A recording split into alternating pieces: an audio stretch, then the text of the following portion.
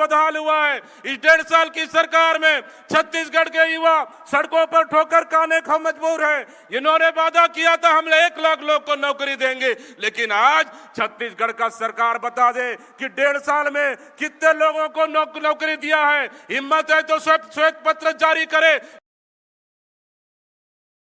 लोग को नौकरी नहीं दे पाया है, पूरे शिक्षा विभाग खाली है। आदरणीय साथियों, इसलिए शिक्षा विभाग में 10,463 स्कूल बंद करने का निर्णय लिया।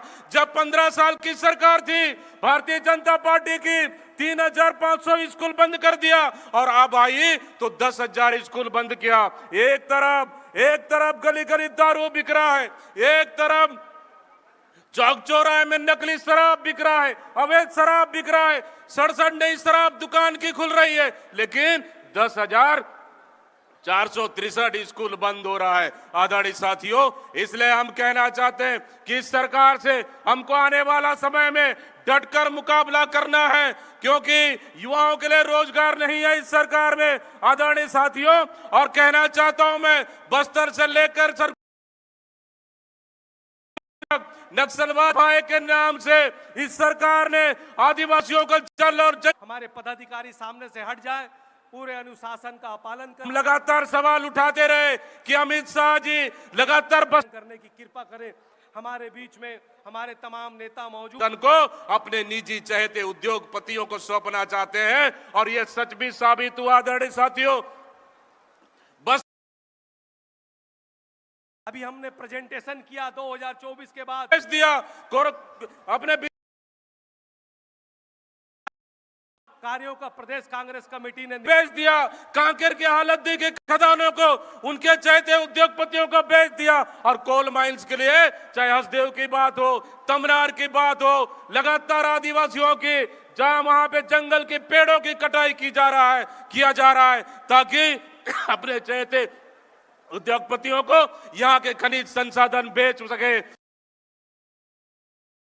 साथियों, रेत माफिया चरम पर इस सरकार में, गोलियां चल रही है, रेत के खदानों में चाकू मारा जा रहा है, भ्रष्टाचार चरम पर है। आदरणीय साथियों, इसलिए आने वाला समय में सर मैं कहना चाहता हूं, आपको सुनने के लिए हमारी कार्यकर्ता 400-500 किलोमीटर से आए हैं। कोई एक नहीं कहा कि बरसात है हम कैसे आएंगे, कोई एक व्यक्ति ने नहीं कहा कि हम पानी गिर रहा है कैसे आएंगे, किसी एक कार्यकर्ता ने नहीं कहा कि खेती किसानी का काम कैसे आएंगे।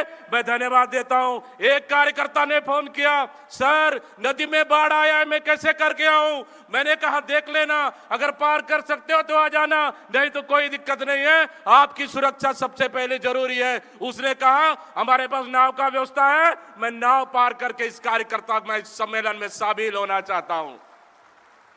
आदरणीय साथियों, एक फिर कार्यकर्ता का फोन आया, सर हमारे पुल के ऊपर से पानी बह रहा है, रोड बंद हो गया, कैसे करूं। कोई बात नहीं, कोई दूसरा विकल्प है। हाँ सर है, 20 किलोमीटर घूमना पड़ेगा,